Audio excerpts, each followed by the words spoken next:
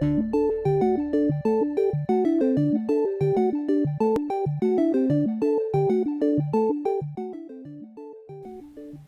to another episode of VGC, Video Game Collectible Show, the show that introduces you to the world of video game merchandise. Today is going to be all about Metroid Prime.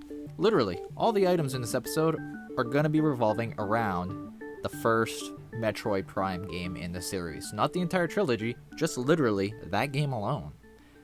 So first up are these sunglasses. They are a stylish take on Samus's visor for the real world. They are uncommon and were given out during the launch of the game by Nintendo representatives at your local game stores. Select people ended up getting them for free, but today it's going to set you back around $30. Now, in 2002, a Bobble Head was put out by Toy Site. While they may mark her as a Bobble Head, she is more like a Bobble Body. A little above her waist is where she moves, so it's not just her head that bobbles. It's pretty much her whole upper half and arms. So this piece will go for a variety of prices depending on whether you want her loose or in the box.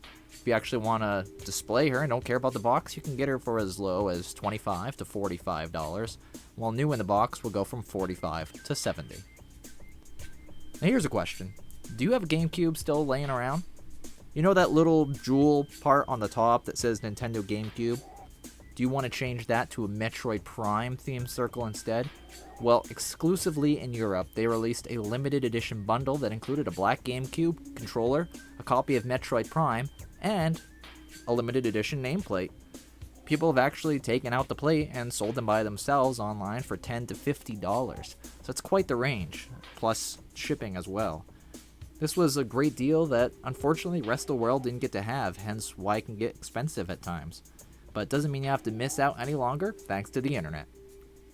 And speaking of not missing out any longer, thanks to the internet, we have YouTube for video game trailers, when back in the day, outlets such as Nintendo Power would have to give away DVDs, or you'd have to go to a store and see a kiosk video.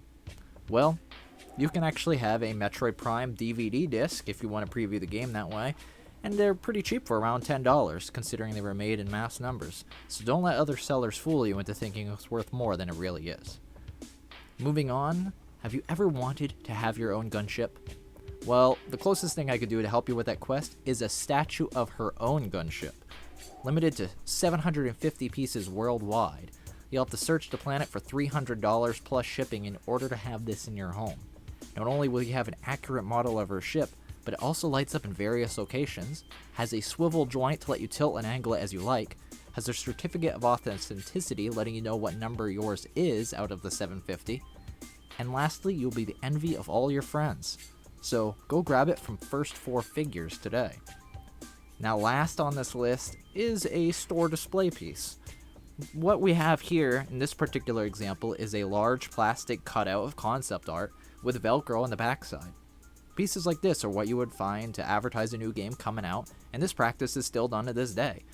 This particular piece actually sold for only $20, but depending on how intricate and large a piece is, they can go for a much greater amount, including in the low hundreds.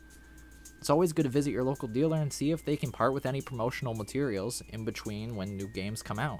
You never know what will become valuable one day, especially if it's of a popular franchise. Now that is it for this episode of VGC. If you have a series that you would like to see on the show in the future, or if there's something that you want to share with us, leave a comment below. Hopefully you subscribe and like this video, and we will see you on another episode at another point.